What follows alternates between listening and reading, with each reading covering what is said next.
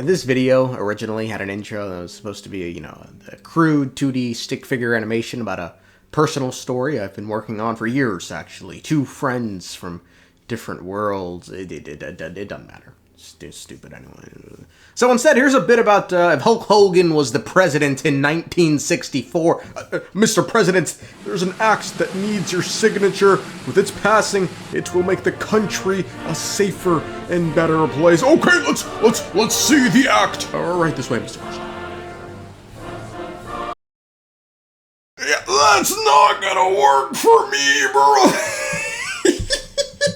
My friends, today we must discuss the first Cryo-Archon, the Belyi Tsar.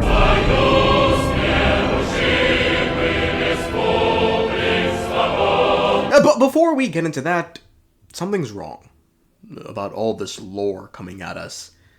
The timeline is broken. Let me explain.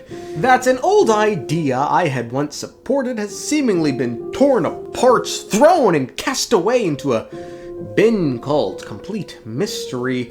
It's this. The current Tsarista is the same Cryo-Archon that ruled Snezhnaya before the Cataclysm. A simple and straightforward claim that of course would have insinuated she's worse than we thought. You see, I used Venti saying he messed with the Cryo-Archon scepter and he knew her before the Cataclysm and she changed greatly after it, as evidence for my claim. Yet, anytime I stated my opinion in the eyes of the public, I was torn to shreds for it. They crucified me. I assume this was most probably because this revelation only leads down one path, which is the Tsarista is a hypocrite like all the other Archons, knowing fully well what the heavens were capable of and who Celestia were. She still accepted their blessings and power. She knew the heavens were callous and unrelenting when it came to the abyss. She knew nations were put down in their wake, and yet she still chose to become subservient to them because power is addicting. But when they did something that we've yet to uncover that personally affected her, or simply forced her to get her hands dirty, a task she knew she'd have to do when she signed up for the job, she snapped, chose rebellion and war. However, with the new lore this patch, things get far more confusing with the introduction of the Belyi Tsar. As it could be, this isn't the case, and she wasn't the Cryo-Archon until after the Cataclysm, and it could be she has a very good reason for doing what she's doing, and it's this. She did in fact lose her lover during the Cataclysm, because there's a very real possibility that the first Cryo-Archon, the Belyi Tsar, was the husband to the Tsarista, and he wound up dying during the Cataclysm, which would then see her lose her mind while ascending to become Archon. After that, the Tsarista is dead.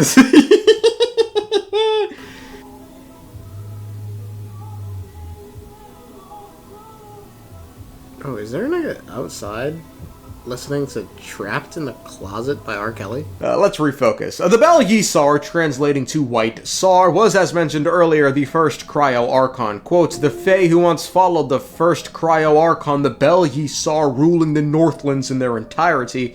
Now, the earliest mention we have of the Belyi Tsar is sometime after the war with the Second Who Came, after the Divine Nails came down, but before Nod-Krai had been established, where it seems the Belyi Tsar appealed to a mad monk regarding the fate of the now wandering frostmoon scions. Quote, in those days, the land was leveled by the northern hunting winds, cutting down the unruly frontier folk at the behest of the despotic Nayabs, and in a bid to seize the power left behind by the heavenly moons, a mad monk who spoke in strange tongues presented a treacherous plot to the Tsar of all Fae. Thus were the moon children hidden in their mountain forests, scattered sisters driven by fates down divergent paths. In the end, even that pretentious lunatic could not break free of the celestial shell and was consumed by the bedeviled sky at the edge of delusion.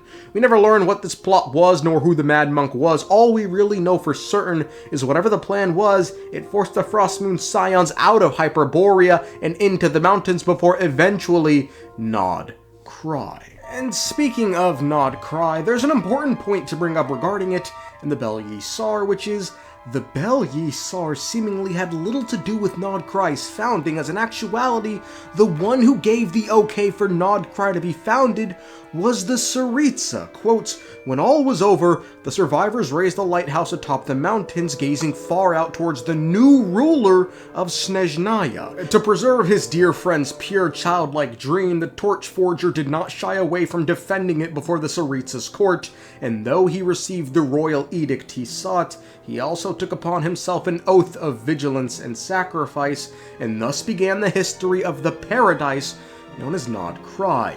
And now, to remove all doubts, the text would later write this with regards to the Lightkeepers, quote, centuries had passed since their ancestors had stood before the Tsarista, swearing an oath of eternal fidelity, and the people living in paradise believed that so long as their lighthouses stayed lit, they could live in freedom. Now, this is all interesting and can be interpreted in several different ways. The text is the latter half of the one earlier mentioned about the Tsar of all Fae, who we know beyond a shadow of a doubt was the first Cryo-Archon. However, it could be in that moment the Tsar of all Fae had yet to become the Cryo-Archon and was simply just the Tsar of all Fae, given the text never refers to him as the Cryo-Archon. But later on, the text quite literally reads, quote, gazing far out towards the new ruler of Snezhnaya, and then immediately brings up the Tsarista.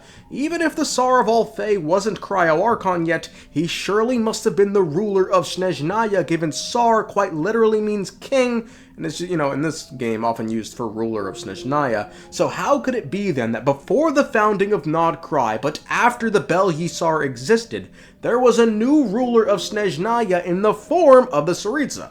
Well, it could simply be that the Belyi Tsar died and the Tsarista took over. Simple! Well, aside from the fact that this would mean his reign was so short, it's like you ate half a fucking bag of Skittles and that's it, his reign was over, he tapped out! This is where things get especially complicated and confusing, so motherfucker, strap in!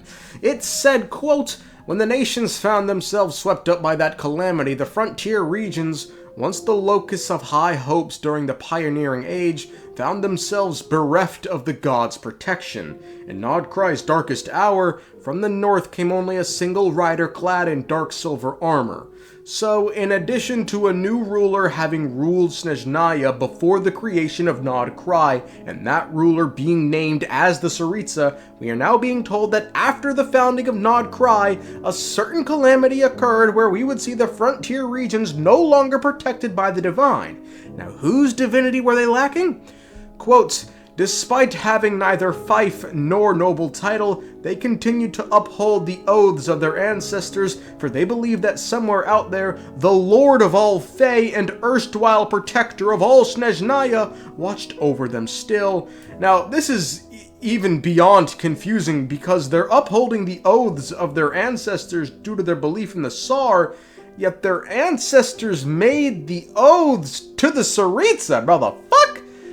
But this shit gets even more confusing. Circling back to the certain calamity that left the area with no god, if this is indeed the cataclysm, something is deathly wrong here, as prior events in Nod-Krai's history mention a battle against the Wild Hunt that somehow include warriors of the Pale Star and a renegade doctor who got away with defying the Tsarista, but the fatui didn't exist until after the cataclysm, and the doctor wasn't even born yet, nigga, what? Now, the only workaround to all this I can think of is, at least the Cryo-Archon part, not the Dottore fatui part. That part's fucked. Fucked beyond belief.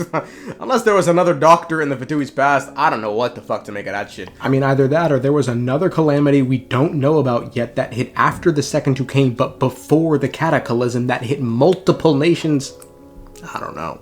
But with regards to the Tsar and Tsarista, there's no rule saying they couldn't have ruled together as lovers or partners, and by new ruler, the text is simply referring to a time shortly after the Tsar had married the Tsarista or simply made her a new ruler, and while she took over rulership of the land, the Winter Tsar stepped back and simply acted as the protector of the land as the Cryo-Archon until he died, leaving the Tsarista alone to consolidate both the roles of the Archon and ruler of Snezhnaya.